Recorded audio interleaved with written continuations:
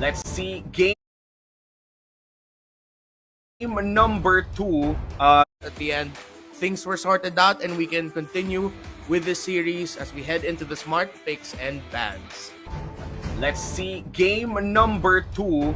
Game number 1 again, the penalty po napunta na po sa Blacklist International. Let's enter the smart picks and bans. As you said, Reptar, of course, experience the power of smart 5G, over 4,900 sites nationwide. Switch now to experience the difference. Visit smart.com.ph/MNP to learn more. Hashtag muling lumakad matatag and hashtag Sibol powered by Smart. Yan po ang ating official hashtags para sa ating broadcast today. First ban mula sa Nxpe Evos, tatanggalin nila ang Estes pick. Blacklist International, tatanggalin ang Valentina.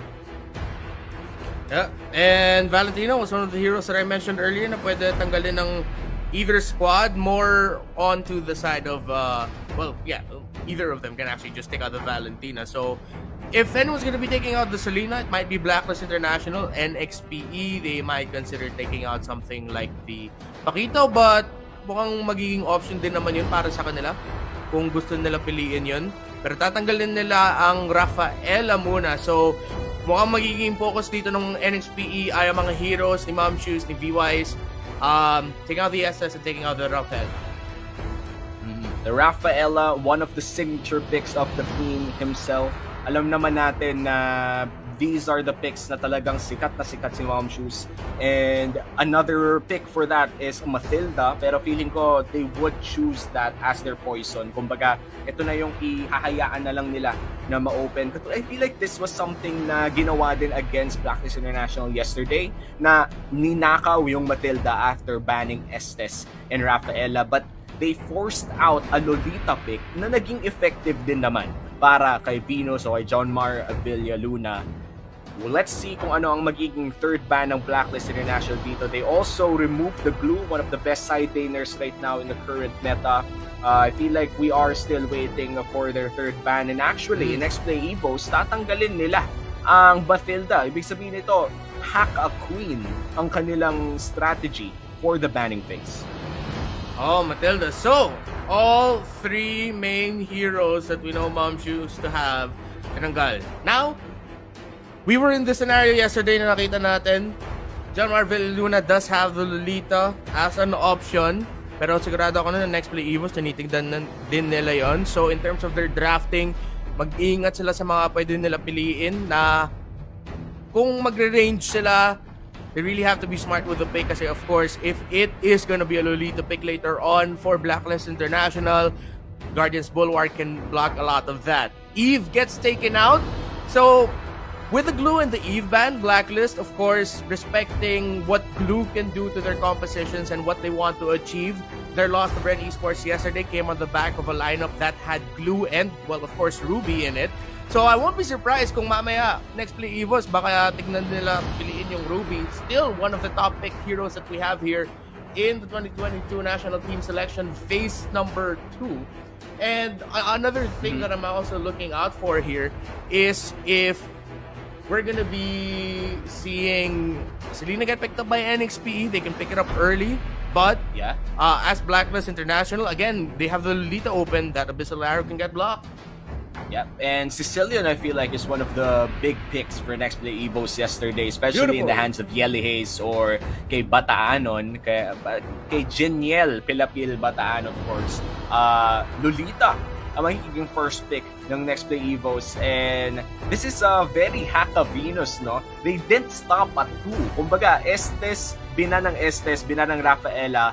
Then the strategy that was used against Blacklist yesterday was to ban 2 heroes on the side of Venus and then taking 1 in the first pick sa blue side. Ang ginawa naman ng Nxpe Evos this time around, 3 hero ni Venus ang tinanggal at kinuha pa yung isa. So this is very interesting for Nxpe Evos. Blacklist International, ano ang kanilang sagot?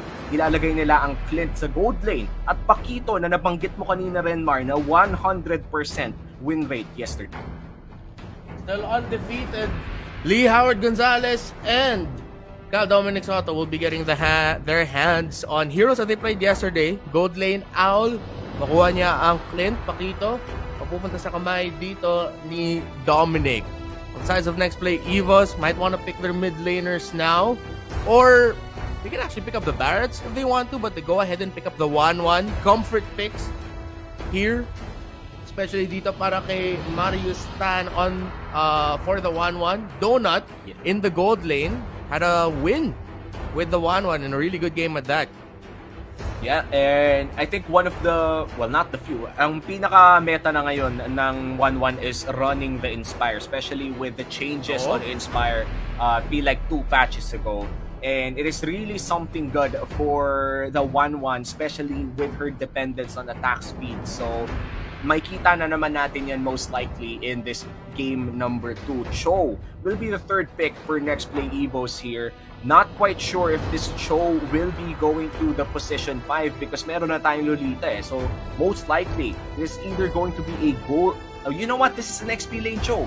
For sure. Baka pwede ring post for Cho because we have seen post for Cho in M3 na ang gumamit I think is Hatred from Onyx Philippines na baka kaya din gawin ng Nxpe Evos. Flexible pa rin yung pick na yan. Pwede nila yan ilagay sa iba't ibang position. Pero Blacklist International, pinili nila ang Phoveus. Interesting. So, hindi sa baka maging jungle Pakito to or baka yung Phoveus baka mapunta pa nga sa mid lane. So a lot of flexibility nakita natin para sa mga third picks ng dalawang teams. Yeah, there are a lot of options for this Phoveus and I feel like this is one of the best picks that you can take as well. Especially if ang kalaban mo ay isang 1-1 o Cho na alam naman natin na napakadaming dash sa kanilang mga abilities. And now this Phoveus pickup will end the first picking phase for Blacklist International. Oras na nila para mag-ban ng dalawa pang hero. Siyempre, hindi mo huhulaan mo pa kung nasaan yung Cho na yan. So, nagtatanggal na lang sila ng mga mages katulad ng Lilia na napakataas ng clear speed and mid-range damage as well. One of the best mages actually in terms of clear speed and mid-range damage.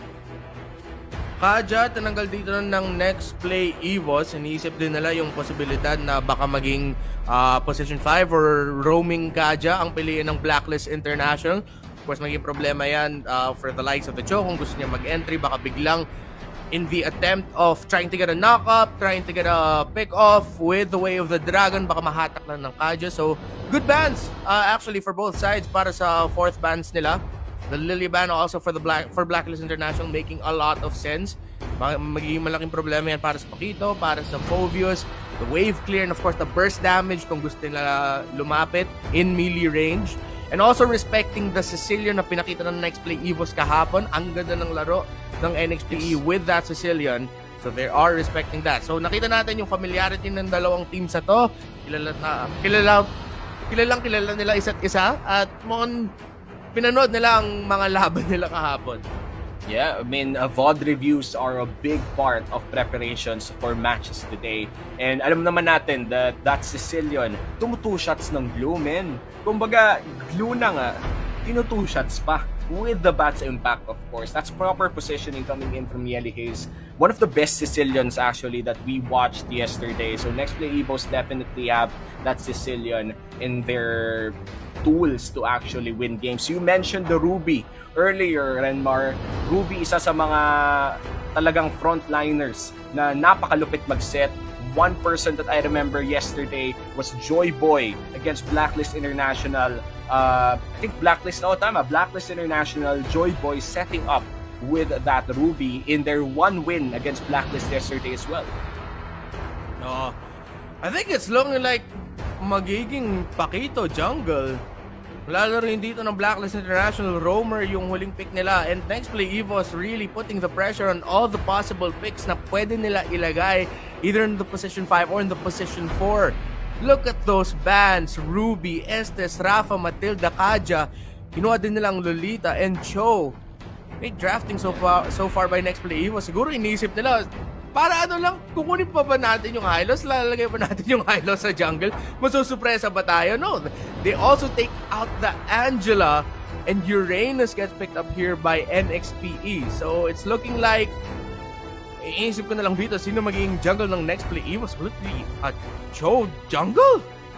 Cho jungle ba to? Most likely, I think, because We haven't seen a Cho jungle in Sibol 2022, to be honest, but I feel like there are no other choices. 1-1 jungle, if we think about it, is really slow, considering that her passive is something that you would want to use in a laning phase or a laning scenario na mas madaling tumama ang kanyang mga abilities in a lane compared to an actual jungle fight. So, man, this might be a Cho jungle. Syempre, wala pa tayong confirmation dyan. But looking at the other heroes, no, mid lane Angela most likely, gold lane 1-1, and now a Uranus in the XP lane, post 5 Lolita. So, Renmar, man, we might be looking at a jungle Cho. But for the last pick of Blacklist International, bago lumipat ulit sa ating dalawa, it was a Diggy na I think would add more and add another layer of protection for the squad of Blacklist International. Yep. I completely forgot na Venus also still has Diggy in his hero pool. And nakita naman natin that there have been multiple times in the past where, oh my Venus, Gamma Villaluna having a fantastic game on the Diggy. At the same time, the last pick Diggy answers a lot of the things na pwede ilabas ng next play Evos. Of course, you can help stay away or keep away from all the crowd control abilities na pwede ilabas ng Lolita at ng Cho. Of course, the knock-up and the kick from the Cho. You also have the stun and the even bigger stun na nakita natin na galing sa Lolita sa ultimate niya. So in terms of being able to protect your team from the main crowd control abilities na kailangan iwasan ng Blacklist International, the Diggy will help provide that. I actually really like how Nxpe Evos approach this draft. I'm excited to see kung sino sa kanila yung magiging jungle at sino yung hero na mapupunta sa jungle. Let's go ahead into the game, man. I'm excited to see the lane configurations for this one. Yeah, let's see. First game of the day. 1-0 na po tayo because of difficulties. Next play, Evos versus Blacklist International. Let's enter the land of Dawn. And it's going to be a jungle Uranus. Yep. I wish I said this as an option earlier, but yes, jungle Uranus. So, same idea as having a jungle tank. And for Blacklist International, readjusting their approach to this game, wherein yung Diggy nila mag-uumpisa sa gold lane para matulungan si Owl, and that's gonna force a reaction by Cadenza. Oh wow, Owl significantly low in the gold lane. Nice rotation galing kay Cadenza. Ngunit tignan nyo mga bomba ng Reyna. Napakasakit sa bot lane. I feel like that will force out a Donut to recall, no? Because this is 50 HP. Magkamali ka lang ng tapak, nahihirapan ka na. And in the mid lane, of course, Nxpe. Oh no, wait lang, Cadenza making a play. First blood goes to Nxpe Evos. And Lolita, ever since the M3 World Championship, nakita natin ngayon kung bakit naging magandang option siya dahil sa pagbalik ng mga marksman option. The Guardian's Bulwark is strong, pero si Haji delikado sa mid lane. Nice flame shot though. Hinahabol pa rin si Haji. But here comes Wise with the Pakito. Left-handed punch at mukhang hindi naman ata papatol pa. And that's a nice defensive play coming in from Haji. The flame shot coming in clutch. Muntika na siya doon. And Cadenza, good thing that he adjusted his rotation as well na magiging two-man gold lane matchup ang makikita natin. You just have to be careful with the bombs and the pullbacks from the Diggy. But good thing, oh my Venus, picked up the Aegis as well. So, in case na mahuli lang si Al, may extra shield siya. Apple P siya, muntikan na mahuli sa mid lane. Yelehis, muntika na siyang matamaan doon ng isa pang sapak, pero Flicker is burned, so worth it naman ang pag-dive ni Wise doon sa mid lane. Turtle is already up, but I'm seeing a play in mid lane, no? Puntaan natin agad yan. And Haji, he's already 10 HP. Renegade coming in with the kicks. It's a 4v1. It's going to the Queen. It's a 1-1 kill score. Flame shot mula kay Dominic, hindi tumama. And this might just be the first start of the game going to the hands of Blacklist International.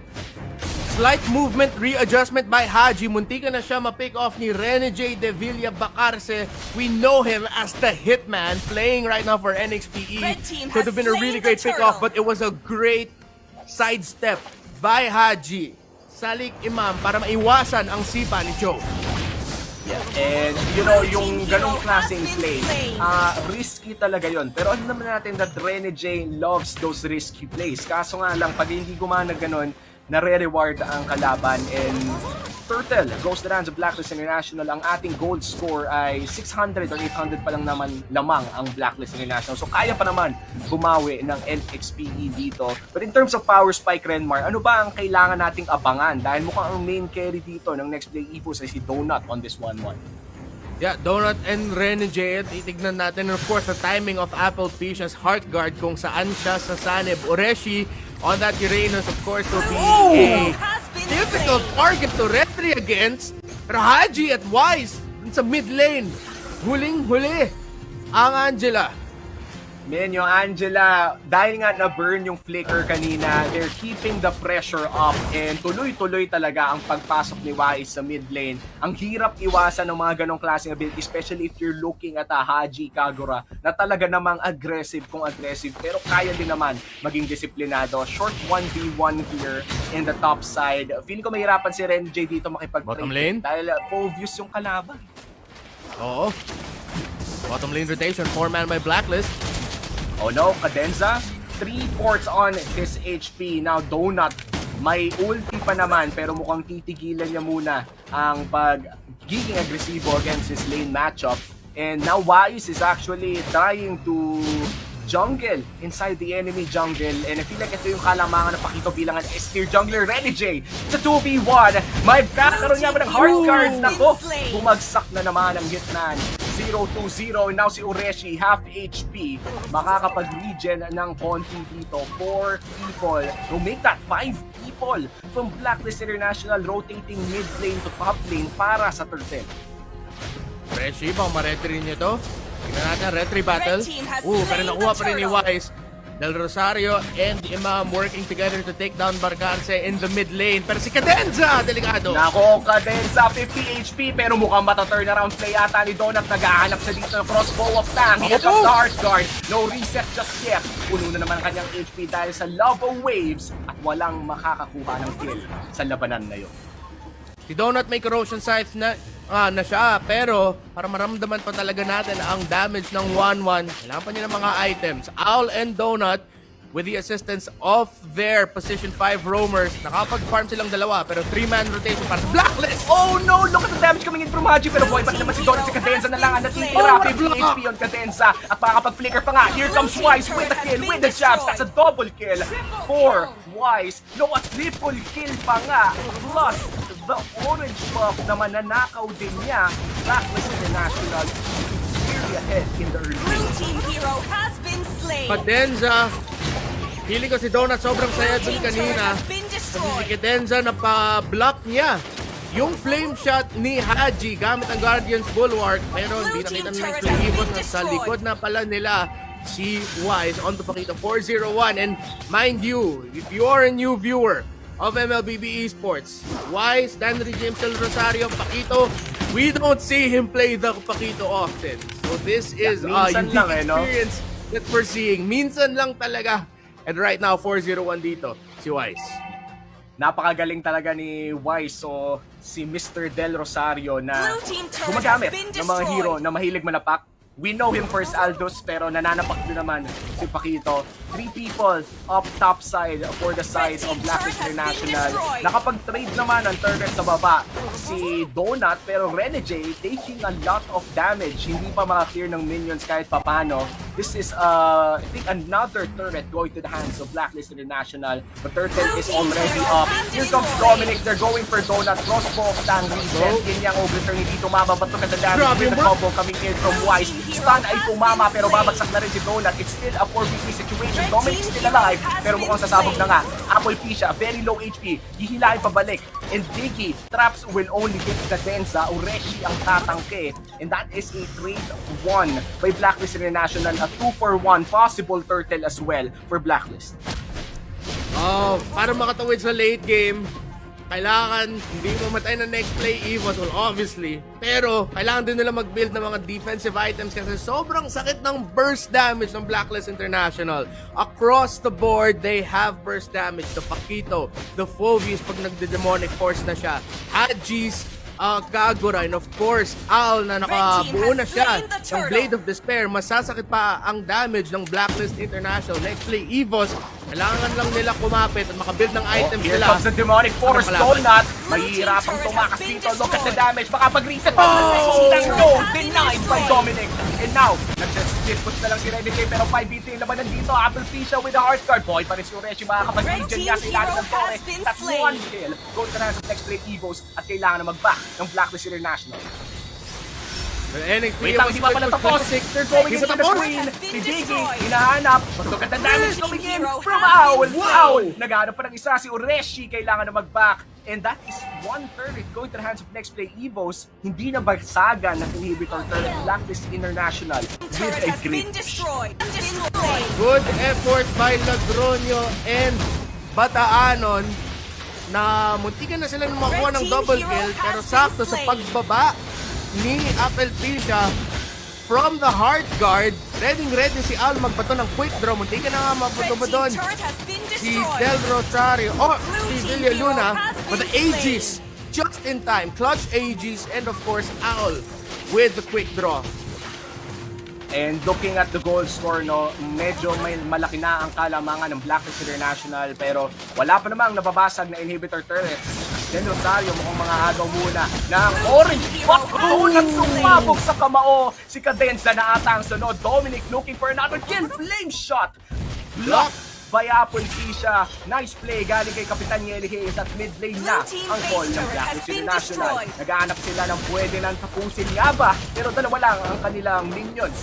Mukhang kailangan na nila mag-back pero nagda-damage pa rin, nang popok pa rin ang mga kapupunan ng Blacklist International. Barcarse nahabol ni Del Rosario. Renjay getting chased here by Wise. But Renjay safe. Just being able to build now the Blade of Despair. High and dry Cho. So again, next play Evos, kung makakapit lang sila, makapag-depensa pa sila, seems like they might be able to turn things around. But again, malaking problema ang burst damage na meron ang Blacklist International. The next play Evos, making the most out of Renjay's split pushes, and this is a good call by Nxpe na sa mga sitwasyon na to, kung meron ka namang split pusher na mobile, mabilis makabasag ng torre, pwede rin makatakas kung merong isa o dalawa maghahabol sa kanya, and this is what they have to do and this is a right thing. But now Blacklist International, malapit na nila basagin ng isa pang inhibitor-based turret ng Nxpe Evos. That's the second inhibitor turret for the side of Blacklist International. Bot lane na lamang natitira sa Nxpe Evos at umaabot na nga ng almost 10k gold lead ang meron ng Blacklist International. Split push na lamang ang call ng Nxpe Evos dahil may hihirapan silang manalo ng teamfights pero mukhang no choice na ata sila.